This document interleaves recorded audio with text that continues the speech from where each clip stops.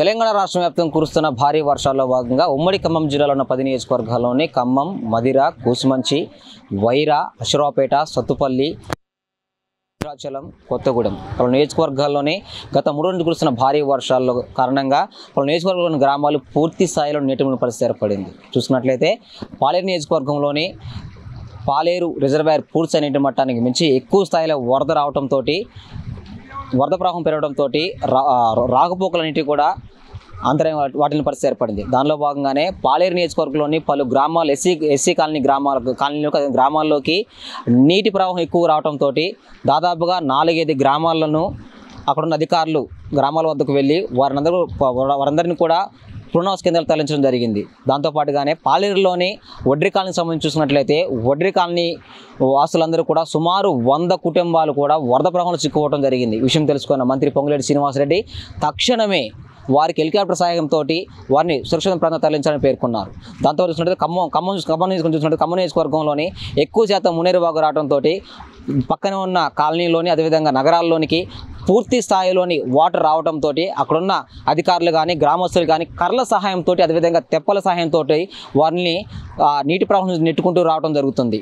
ఆ విజువల్స్ కూడా మనం చూడవచ్చు. దాంతోపాటు చూసుకున్నట్లయితే వైరా నియోజకవర్గంలోని దాదాపుగా టోటల్గా వైరా నియోజకవర్గం చుట్టుపక్కల రిజర్వాయర్ నీటి మట్టం పూర్తి నీటి మట్టం 18.3 అడుగులు ఉండగానే 22.3 అడుగులు చేరుకోవడం జరిగింది. దీనిలో భాగంగానే రిజర్వాయర్కు ఉన్న 5 అడుగులు పూర్తి స్థాయి నీటి మట్టం చేరుకోవడంతో అలుగులు ప్రవహించడంతో అటుగా ఉన్న డిప్యూటీ సీఎం మల్లు భట్టి విక్రమార్క స్వగ్రామమైన లక్ష్మీపురం అదేవిధంగా ముసలి గ్రామాలకు వరద ప్రవాహం పోటెత్తుంది.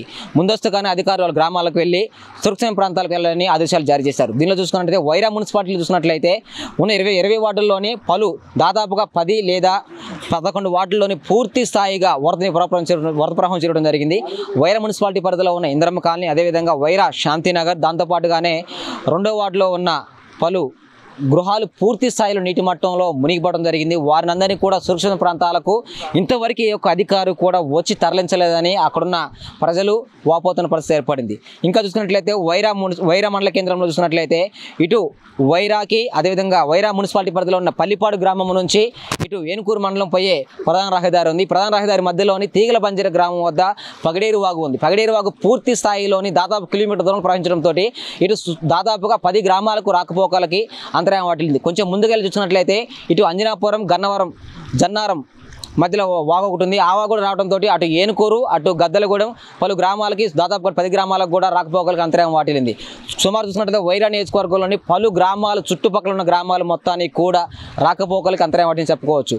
ఇంకా చూసినట్లయితే కొత్తూరు నియోజకవర్గంలోని పలు గ్రామాల్లోని కొత్తగూడెం టౌన్లోని పలు గ్రామాలకి పూర్తి స్థాయిలో అక్కడ ఉన్న వాగులు వంకలు వేరులే పారడంతో ఆ వాటర్ ఫ్లోటింగ్ అంతా కూడా కొత్తగూడెంలో ఉన్న పలు టౌన్లోకి వెళ్ళి వాళ్ళ ఇళ్లలోకి వెళ్ళి వారు కూడా పూర్తి స్థాయిలోని ఇంటిలో నీటిలో ఉండడం నివసించడం జరుగుతుంది. ఇంకా చూసుకున్నట్లయితే అశ్వరావుపేట నియోజకవర్గంలోని అశ్వరావుపేట నియోజకవర్గంలోని గతంలో కురిసిన భారీ వర్షాలకు అక్కడ ఉన్న చెరువు కట్ట పూర్తి స్థాయిలో తెగిపోయి దాదాపుగా 20-30 గ్రామాలు కొట్టుకు వెళ్ళిన పరిస్థితి ఏర్పడింది. అది అధికారులు పరిశీలించారు, రాజకీయ నాయకులు పరిశీలించారు. ఆ వంతెనను మరలా కట్టడం జరుగుతుంది. ఒక్కసారిగా మరలా వర్షం కొట్టడంతో ఆ వంతెన కూడా మరలా కొట్టకపోవడం జరిగింది.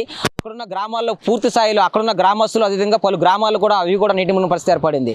ఇంకా చూసినట్లయితే పెనుబాగ్ నియోజకవర్గం అశోకపురం గ్రామంలో చూసినట్లయితే అక్కడున్న వంతెన పూర్తి స్థాయిగా నీటి మట్టం వృద్ధితో పెరగడంతో అక్కడ ఆ వంతెన చూడటానికి వెళ్ళిన 2 వ్యక్తులు కూడా ఆ వాగులో కొట్టుకుపోవడం జరిగింది. ఇద్దరిని గాలిస్తున్న క్రమంలోనే ఒక వ్యక్తి అయితే చనిపోయి దూరడం జరిగింది. ఇంకా మనుగూరు పట్టణం చూసినట్లయితే మనుగూరు పట్టణంలోని టోటల్గా మనుగూరు పట్టణం మొత్తం కూడా నీట మునిగిన పరిస్థితి ఏర్పడింది. అదే చెప్పుకోవాలంటే భద్రాచలం నియోజకవర్గంలోని ఎక్కువ శాతం అసలు వర్షాలు కురిస్తే భద్రాచలమే అతి ఘోరంగా లోటు ప్రాంతం కావడంతో ఎక్కువ మునగాల్సింది. కానీ ఈసారి భద్రాచలాన్ని వదిలిపెట్టి ఎక్కువ శాతం కూడా ఉమ్మడి ఖమ్మం జిల్లా పలు నియోజకవర్గాలని వాటర్ ఉగ్రరూపం చూపిస్తుందని చెప్పుకోవచ్చు.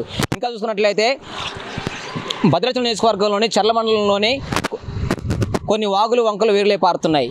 మన పాలేరు తదుపరి మదన చూసినట్లయితే మదన నియోజకవర్గంలోని మల్లు భట్టి విక్రమార్క నియోజకవర్గమైన డిప్యూటీ సీఎం మల్లు భట్టి నియోజకవర్గమైన మదన నియోజకవర్గంలోని విద్యుత్ అధికారులకు డిప్యూటీ సీఎం మల్లు భట్టి మీరు ఒకటే ఆదేశించారు. ఎటువంటి విద్యుత్ అంతరాయం కలగకుండా విద్యుత్ పట్ల ఎటువంటి ప్రాణ నష్టం జరగకుండా చూసుకోవాలని ఆదేశాలు జారీ చేశారు. దాంతో పరంగానే మదన నియోజకవర్గం మొత్తం కూడా చుట్టుపక్కల ఉన్న గ్రామాలకు కూడా రాకపోకలకు బంద్ అయ్యాయని చెప్పుకోవచ్చు. సత్తుపల్లి చూసుకున్నట్లయితే సత్తుపల్లి నియోజకవర్గం, అదేవిధంగా ఇల్లింద నియోజకవర్గం, కొత్త చూసుకున్నట్లయితే పూర్తి స్థాయిలో బొగ్గు ఉత్పత్తి ఆగిపోయిందని చెప్పుకోవచ్చు. గత 3 రోజులకు వచ్చిన భారీ వర్షాలకు గాను ఈ బొగ్గు ఉత్పత్తి అనేది పూర్తి స్థాయిలో నిలిచిపోయింది. ప్రభుత్వం నష్టం వాటిల్లే పరిస్థితి ఏర్పడింది. ఇంకా చూసుకున్నట్లయితే ఇటు ఉమ్మడి ఖమ్మం జిల్లా వ్యాప్తం చూసుకున్నట్లయితే పూర్తి స్థాయిలో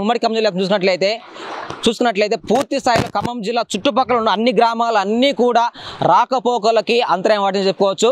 అసలుకి ఈ సీజనల్ విష జ్వరాలతో పాటు సీజనల్ వ్యాధులకు గురయ్యే పరిస్థితి ఏర్పడింది. ఆల్రెడీ కొంతమంది గత నెల రోజు కూడా ప్రతి ఒక్క గ్రామంలోనే ప్రజలందరూ కూడా మంచాన్ని పట్టి ఆర్ఎంపీల ద్వారా చికిత్స పొందుతున్నారు.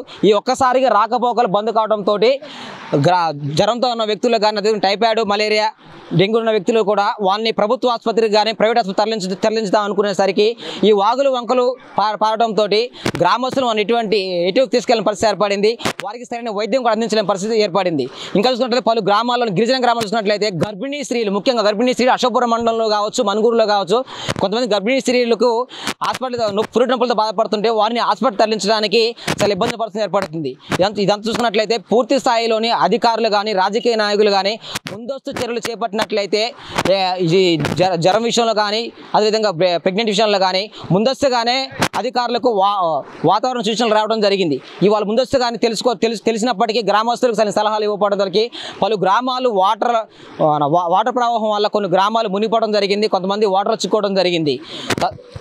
కెమెరామెన్ ప్రకాష్ తోటి కాకాడి వినోద్ కుమార్, వైరా నుండి.